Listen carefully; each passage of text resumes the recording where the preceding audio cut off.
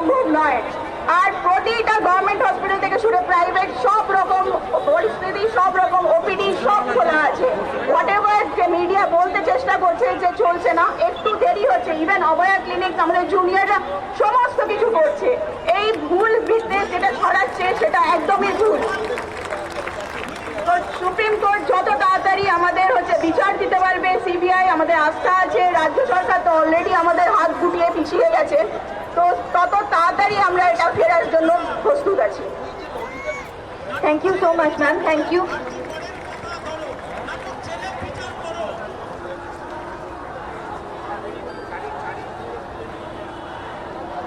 নতুন করে কিছু বলার নেই, এখানে সবাই ডাক্তাররা সবাই বলছেন এবং একটা নবজাগরণ ঘটলো বোধহয়।